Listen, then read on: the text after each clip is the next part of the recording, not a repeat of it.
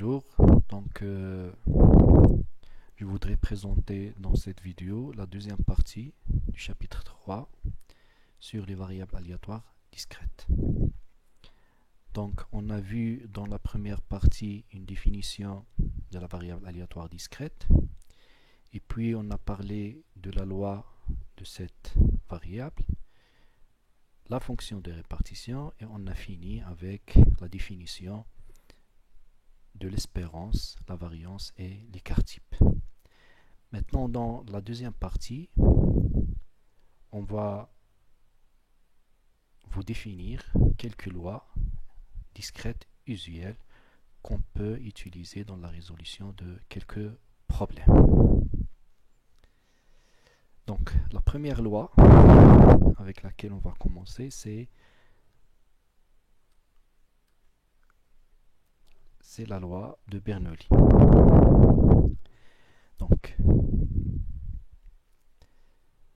on va effectuer un tirage dans une urne contenant deux catégories de boules, des boules blanches en proportion P et des boules noires en proportion Q. Donc, pour la proportion, donc par exemple proportion P, cette proportion n'est rien d'autre que le nombre de boules. Proportion P, c'est la proportion des boules blanches sur le nombre total des boules. La même chose pour le Q, la proportion Q, c'est le nombre de boules noires sur le nombre total. Donc P plus Q égale à 1. Pourquoi? Parce que le nombre de boules blanches plus le nombre de boules blanches plus le nombre de boules noires va vous donner un nombre total des boules sur le nombre total égal à 1. Donc, la variable aléatoire qu'on va considérer, c'est le nombre de boules blanches. C'est-à-dire, on va faire un tirage d'une boule et la variable aléatoire, c'est le nombre de boules blanches. Donc, commençons par définir x de oméga. Donc, les valeurs possibles de cette variable aléatoire sont x de oméga. Donc, x de oméga égale soit 0, soit 1. Pourquoi? Parce que on va tirer. Donc, si on tire une boule, donc soit cette boule elle est blanche ou noire. Si on tire une boule noire, c'est-à-dire que le nombre de boules blanches tirées c'est 0. Et si on tire une boule blanche, c'est-à-dire que la boule tirée elle est blanche, c'est-à-dire x de oméga égale à 1. Maintenant, on a dit qu'après la définition de x de oméga, on doit définir la loi. La loi de probabilité, c'est le calcul des probabilités des événements x égale à xei. Dans ce cas-là, c'est x égale à 0 et x égale à 1. Donc la probabilité de ne pas tirer une boule blanche, c'est-à-dire x égale à 0. Si on ne tire pas une boule blanche, c'est-à-dire on tire une boule noire. Donc la probabilité de tirer une boule noire, c'est le nombre de boules noires sur le nombre total égal à la proportion Q, c'est-à-dire 1 moins P. L'événement tirer une boule blanche, c'est-à-dire c'est le nombre de boules blanches sur le nombre de boules totales, égal à Pi. Donc, on a défini les valeurs possibles, x de oméga, la loi de probabilité. Maintenant, on passe au calcul des caractéristiques. Donc, l'espérance, c'est E de x. Donc, on a dit que E de x n'est rien d'autre que la somme. Donc, c'est la probabilité, c'est 0. Donc, CQ, normalement, CQ fois 0, plus P fois 1, donc égal à P. De même, on peut calculer la variance. Donc, on a dit que la variance, c'est rien d'autre que variance de x. Normalement, c'est E de x au carré, moins E de x le tout au carré. Donc, E de x carré, c'est la somme des pi fois xi au carré, moins E de x, c'est-à-dire le tout au carré, moins E de x au carré, c'est p au carré. Donc, si on veut calculer ça, donc on peut le calculer facilement. Donc, v de x, donc c'est normalement c'est q fois 0 au carré, plus p fois 1 au carré, moins p au carré, qui est E de x le tout au carré, c'est p au carré. Donc, ce qui donne, par la suite, donc c'est p multiplié par 1 moins p égale p fois q. Donc, cette loi est notée x suit la loi de Bernoulli de paramètre 1p. Passons maintenant à la deuxième loi, donc la loi binomiale.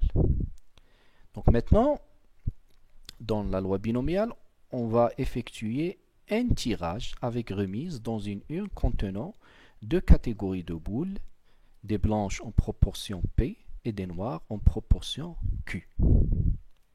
Donc, maintenant, on va considérer la variable aléatoire x, le nombre de blanches, le nombre de boules blanches, c'est-à-dire on va faire un tirage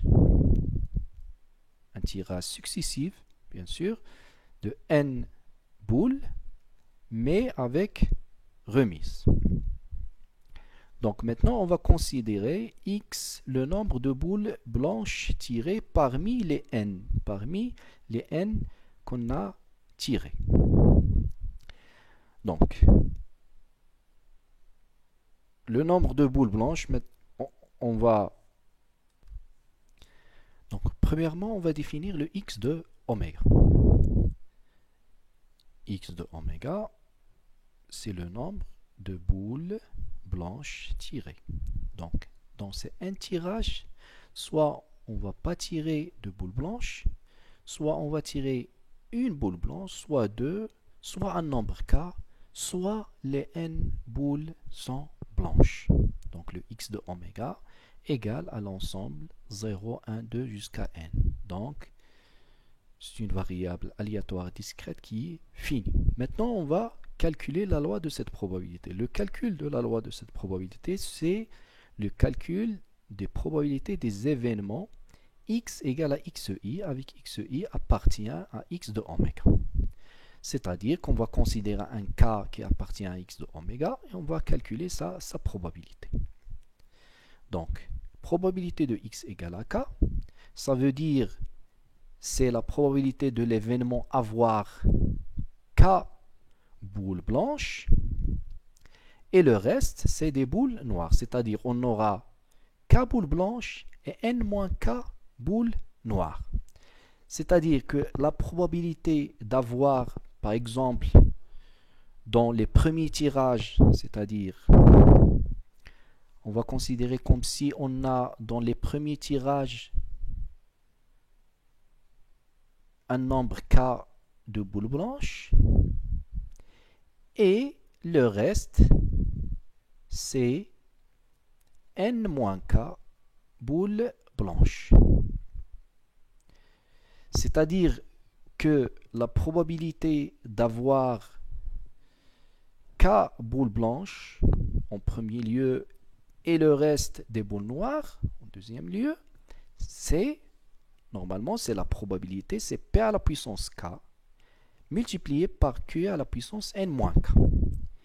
Et puisque on a l'ordre, il est important, c'est-à-dire on a plusieurs cas dans ce tirage, par la suite, donc vous aurez une combinaison de ces cas parmi n qui va vous donner les emplacements. C'est-à-dire on a ces cas parmi n emplacements possibles pour avoir k boules blanches et k boules noires. Donc, la même chose, on peut calculer l'espérance.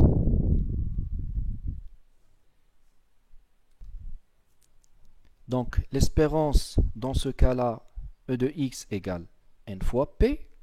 Et la variance, Vx, c'est n fois p fois q. Et on note cette variable aléatoire binomiale par b de paramètre np. C'est-à-dire, ici, le n, c'est le nombre de tirages. Ici, c'est la proportion des boules blanches. Passons maintenant à la loi de Pascal.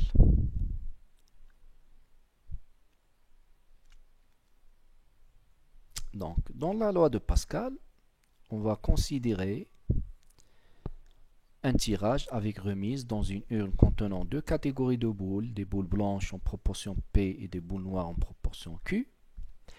Et on va considérer la variable aléatoire X, le nombre de tirages nécessaires pour obtenir R blanche. C'est-à-dire, on va faire plusieurs tirages pour obtenir R boule blanche.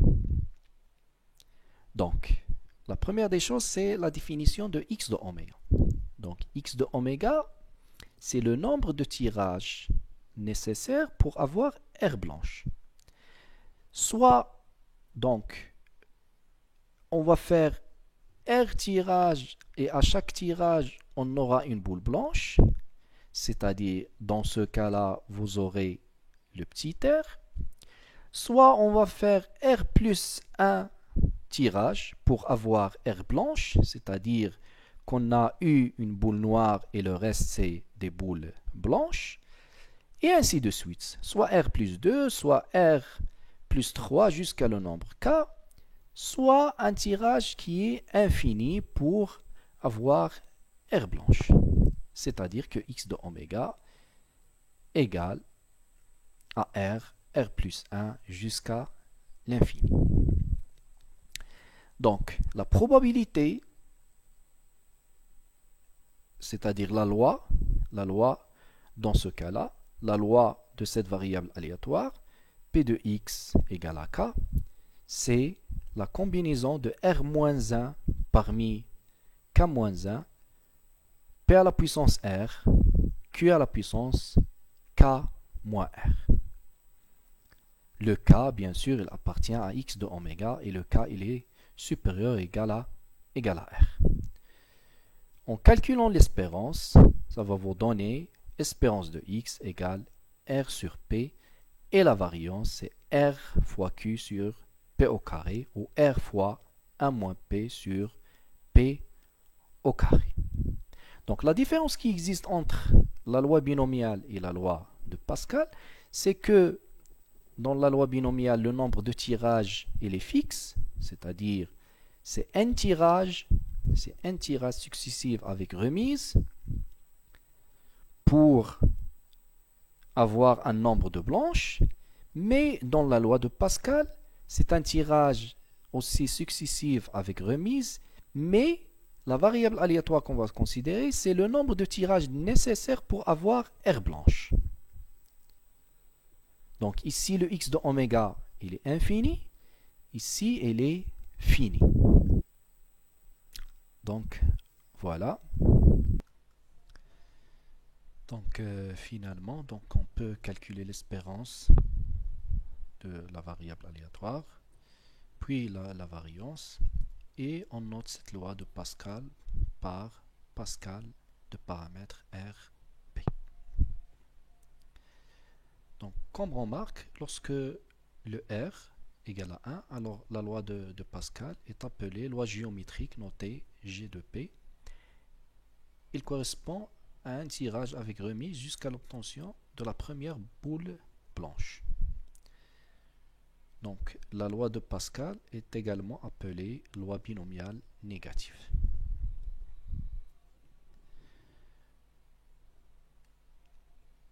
Donc, comme résumé, donc on a dit que pour la loi binomial, donc c'est un tirage qu'on fait, c'est un tirage successif avec remise.